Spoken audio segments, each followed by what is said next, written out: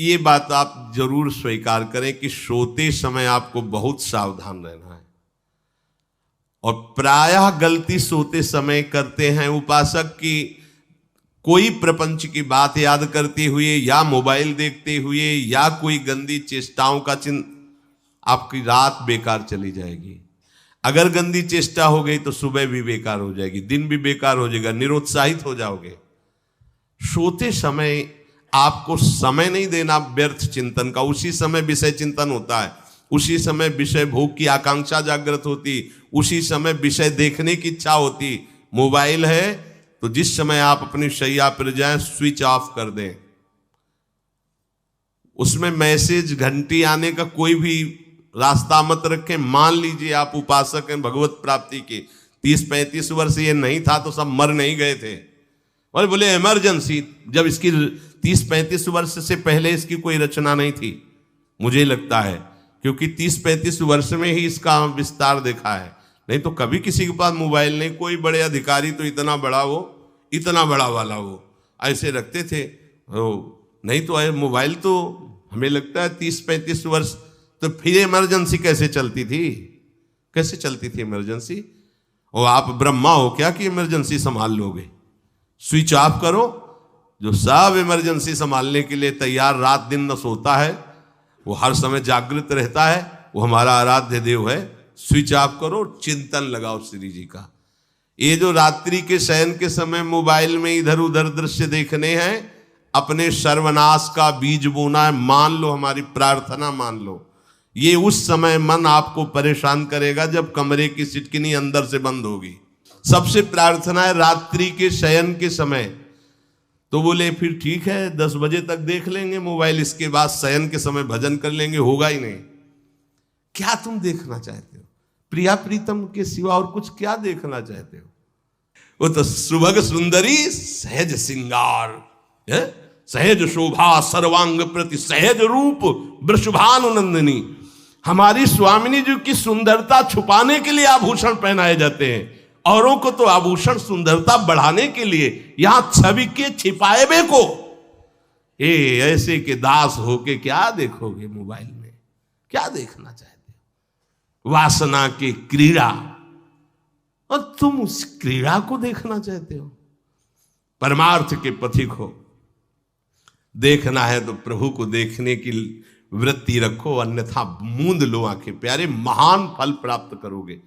सबसे प्रार्थना है एकांत में मोबाइल रूपी दुश्मन से बचो।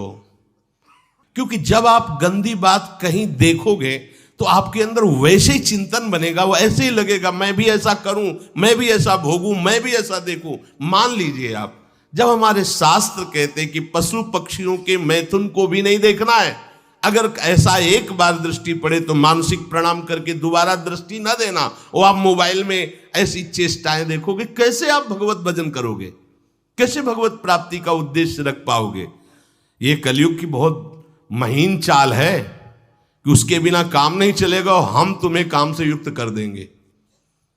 इसके बिना काम चलेगा नहीं, तुमको रखना पड़ेगा। और जब तुम इसे रखोगे तो हम काम अपना कर लेंगे। कलयुग ने कहा हम अपनी व्यवस्था बना लेंगे। यहां कह रहे जब आप नींद में जा रहे हैं तो बिल्कुल मानो मृत्यु शैया पे जा रहे हैं।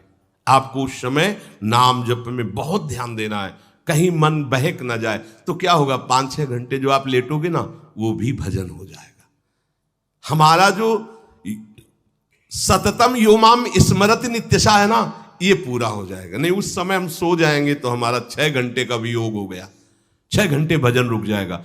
और ये 100% पक्की बात अनुभव की कहते हैं। यदि सोते हुए भजन करोगे तो जगते, कई बार तो पकड़ा है कि अगर आधे पद में बेशुद्ध हो गए तो वो पद पूरा जगते ही शुरू हो गया है। मतलब बीच में स्थिति भागवती की रही। जैसे बेहोश करते समय हमने कहा था जब ऑपरेशन के हमें बता देना, तो उनका बाबा अब इंजेक्शन लगाने वाले हैं तो वो 1 मिनट हमें केवल दीजिए, अपनी चित्तवृत्ति। तो जब होश आया तो वही पहले चिंतन चल रहा था, वही चिंतन। जैसे सोने के समय बेहोश हुए तो जगने के समय वही चिंतन, ऐसे ही इंजेक्शन से जब बेहोश हुए और जब होश आया तो वही चिंतन चल। बहुत बड़ा चमत्कार अभ्यास का है। नींद खुले तब से लेकर गाढ़ नींद आने तक स्मरण में कभी रुकना नहीं। और आपको एक छूट दे रहे हैं। कभी कभी क्या होता है कि एक मंत्र में, एक नाम में जैसे बहुत देर अभ्यास करते हैं तो मन उबने लगता है। इसका स्वभाव है, ये अनुभव की बातें कहते हैं। इसका स्वभाव है नवम नवम, नहीं तो ये मतलब, तो इसको हम लोगों ने कैसे फंसाया है। जैसे गुरु मंत्र जप रहे, अब 2-3 घंटे लगातार गुरु मंत्र जप, अब इसको उबन बढ़ी, अब ये छोड़ रहा है, बीच बीच में पता चलता है छोड़ना चाहता है, छोड़ रहा है, तुरंत इसको नाम में फंसाया।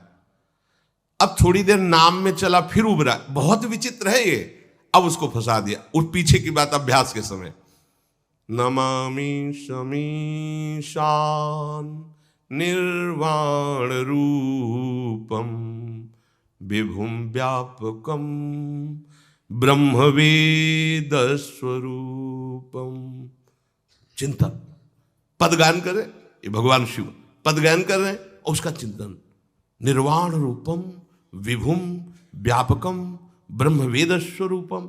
अब अपने यहां अवसर है, सुंदर सुंदर कोई पद गुरुमंत्र जब करते हुए मन जब उबने लगे, राधा वल्लभ श्री हरिवंश, राधा वल्लभ श्री हरिवंश, राधा वल्लभ श्री हरिवंश, इसमें भी उबने लगे, शुरू कर, जोई जोई प्यारो करे सोई मोही भावे, भावे मोही जोई, इसमें भी उबने लगे।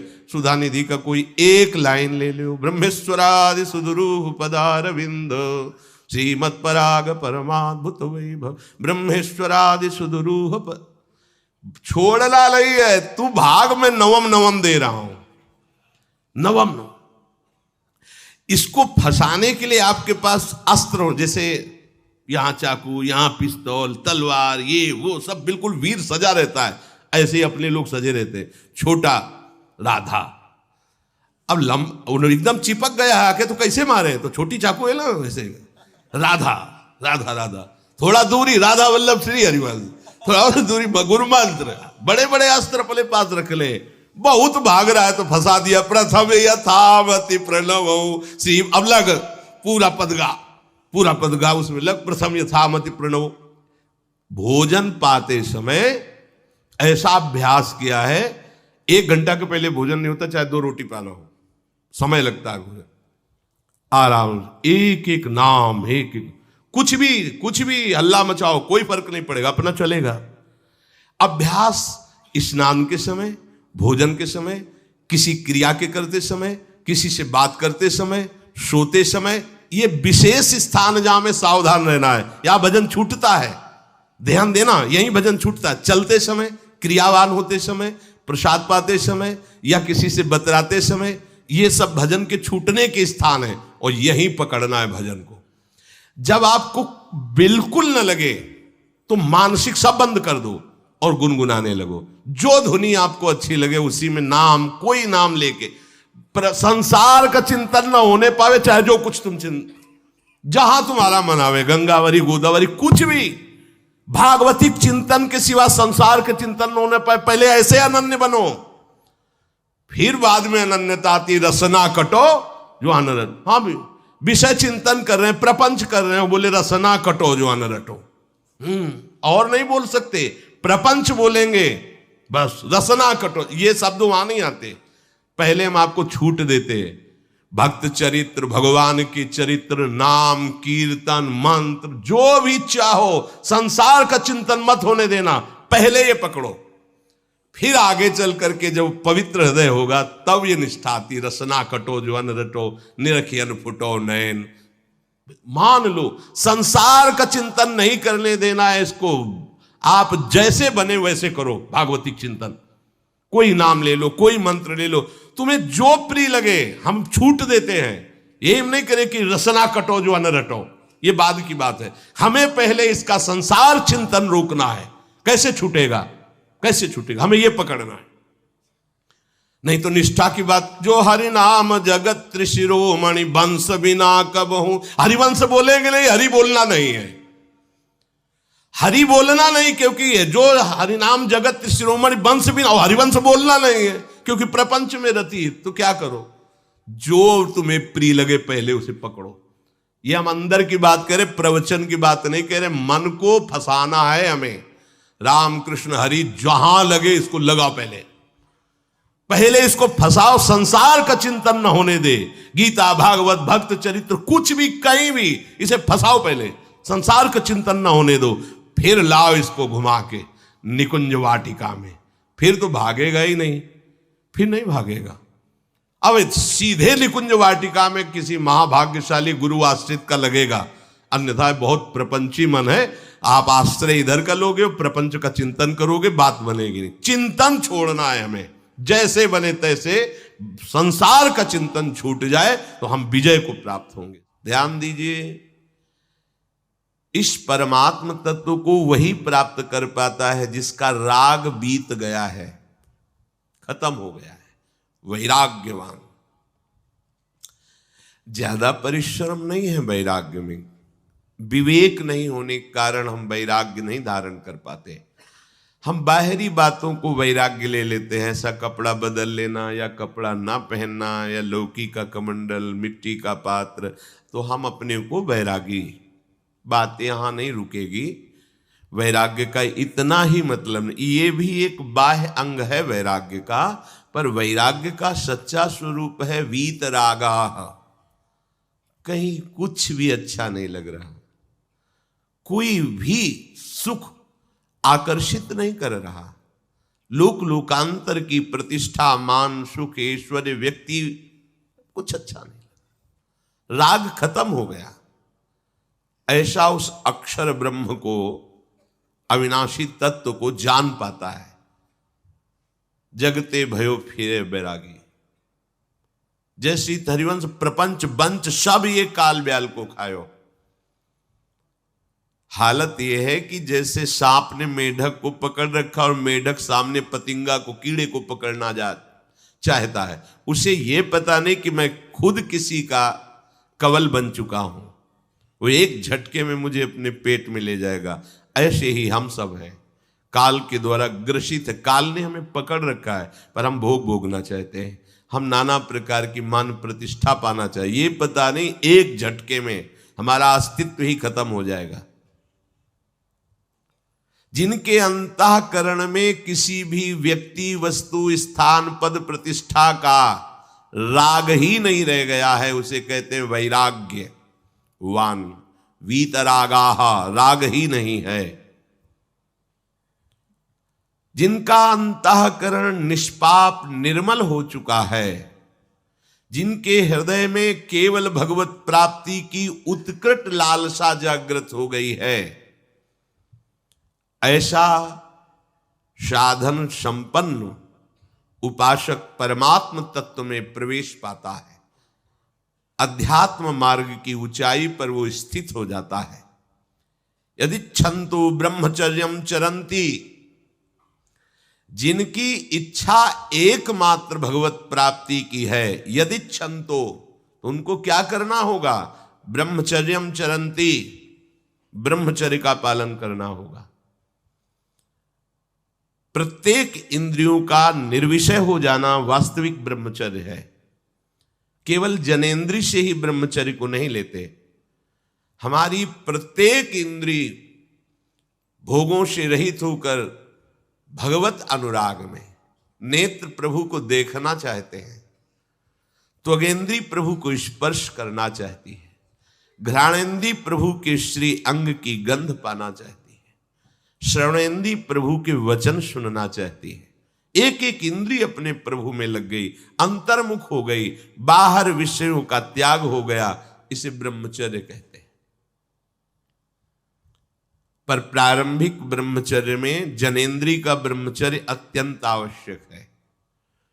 यदि जनेंद्री जन्य व्यभिचार दोष से युक्त है तो कदापि उसे भगवत प्राप्ति नहीं हो सकती। शुभ गति व्यभिचारी शुभ गति चाहे असंभव। और भगवत मार्ग में सबसे बड़ा दुश्मन यही व्यभिचार दोष है, काम। इसी से हमारा हृदय मलिन होता रहता है, अंधा बटे और पड़ा चबाए वाली दशा रहती। कहते हमें 50 वर्ष हो गए। अरे 50 जन्म हो जाए तुम व्यभिचार करो, गंदी बातें करो, गंदे चिंतन करो, सो समय व्यतीत कर, अनंत जन्म व्यतीत हो गए, भगवत प्राप्ति हुई क्या? 50 वर्ष से भगवत प्राप्ति हो जाएगी क्या? 5 मिनट काफी है भगवत प्राप्ति में, एक बार नाम काफी है। वो स्थिति तो लाओ। बार बार बहिर्मुख वृत्तियों के द्वारा विषयों में सुख बुद्धि कर लेने से हमारा सारा का सारा अध्यात्म चिंतन बदलता रहता है, इसलिए लाभ नहीं मिल पाता, एक रस चिंतन नहीं रह पाता। बार बार विक्षेपी विषय करते रहते हो, हम सहते रहते हैं और भोगते रहते हैं। एक बार तो हिम्मत करके उठो, अब लो नशानी अब ना नशई हो, एक बार तो दृढ़ बनो। बस मन के अनुकूल चलने की बात को तुम्हें रोकना होगा, तभी तुम्हारे अंदर यदि क्षण तो ऐसी इच्छा जागृत होगी। पक्का पक्का ऐसा ही है। जब हम किसी विषय के वेग को सहते हैं, विषय नहीं भोगते हैं, तो मन बहुत जलाता है। उस जलन में फिर एक ही बात होती है, बस भगवत प्राप्ति हो जाए, झंझट खत्म हो जाए। कब तक हम इसमें चलेंगे? एक बार भगवत, वो जलन हमको भगवत प्राप्ति की इच्छा प्रकट करती है। अपने लोग क्या करते हैं, जलन को मिटाने की कोशिश करने लगते हैं, तो भगवत प्राप्ति की इच्छा क्या, भोग प्राप्ति की तृष्णा जागृत हो जाती है। भोगे हुए भोगों को बार बार भोगने की इच्छा का नाम तृष्णा है। बाहर और भीतर से कोई सहयोगी नहीं, जल रहा है उपासक, तब रास्ता निकलता है भगवत प्राप्ति का, तब इच्छा प्रकट होती। अब नहीं, बहुत जल लिया, अब तो केवल प्रियाजू के समीप जाना है, अब तो प्रभु के सानिध्य में रहना है, नहीं इन भोगों की जलन में जलना है। पर यहां तक पहुंचने के लिए जलना होगा, तभी लिखा सहित सहित बाढ़ भगति तास्तितिक्षस्व भारत, क्योंकि आगमा पाइनो अनित्यास, ये नाशवान काम क्रोधादि तुम्हें प्रेरित करेंगे, तुम इनके वेगों को सह जाओ, ये स्थायी नहीं है। आगमा पाइनो है, आने जाने वाले हैं, और ये सहन करने से नष्ट होते हैं, भोगने से बढ़ते हैं। यदि क्षंतो, अगर भगवत प्राप्ति की इच्छा है तो ब्रह्मचर्यम चरंती, ब्रह्मचर्य का पालन करना ही होगा, इसमें कोई गुंजाइश नहीं, क्योंकि आप चल ही नहीं सकते। ध्यान से सुन लो, ये मनोरंजन का मार्ग नहीं है, इसमें मन ही मार तनहारिक वृंदावन में गाज, इसमें मन मारना होगा। प्रायः ये मन को दुलार करने वाले लोग कभी भाग्य से सत्संग में भी आ जाते हैं, कभी श्री विग्रह के दर्शन करने भी मंदिर पहुंच जाते हैं, कभी तीर्थ याटन भी करते हैं, पर इनका कोई लक्ष्य नहीं होता। आज सुन लिया सत्संग, बढ़िया है, लक्ष्य नहीं होता। यहां लक्ष्य वालों की बात हो रही। यदि क्षण तो, यदि तुम्हारी ऐसी इच्छा जागृत हो रही किसी जन्म में भगवत प्राप्ति करनी, तो ब्रह्मचर्यम चरंती, आप सच्ची मानिए, जिसके निकालने में तुमको सुख की अनुभूति हो रही, उसको रोकने में कितनी सुख की अनुभूति होगी। उन्मत्त हो जाओगे, बहुत जल्दी आपके सारे के सारे करण भगवदाकार होने लगेंगे यदि आप ब्रह्मचर्य का पालन करेंगे। शरीर स्वस्थ, हल्का, मन प्रसन्न, नींद आदि पर विजय, कितने गुण ही गुण। और ब्रह्मचर्यहीन आलस्य, प्रमाद, भोगों का चिंतन, मन का डिप्रेशन में पहुंचना, कमर में दर्द, टांगों में दर्द, सर में दर्द, घबराहट होना, बिना किसी कारण के मन भयभीत हो रहा है, भोजन अपच हो रहा है, बिना किसी प्रक्रिया के वीर नाश हो रहा है, बिना किसी प्रक्रिया के। काहे को मृत्यु स्वयं स्वीकार कर रहे हो, ये मृत्यु है। चाहे भगवान दत्तात्रेय जी बोल रहे हैं या भगवान कपिल देव जी बोल रहे हो, जब उपासक को संबोधन करते हैं भगवत प्राप्ति के लिए, तो कहते हैं कि इस भोग वृत्ति को साक्षात मृत्यु रूप देखो, ये मृत्यु है तुम्हारी। जब शरीर राग त्यागना है तो तुम शरीर से भोग भोगोगे तो आसक्ति शरीर की पुष्ट होगी, आसक्ति भोग सुख की पुष्ट होगी, है नहीं। कितने दिन शरीर रहेगा, कितने दिन भोग रहेंगे। विचारवान बनो, ब्रह्मचर्यम चरंती, ब्रह्मचर्य का पालन करो।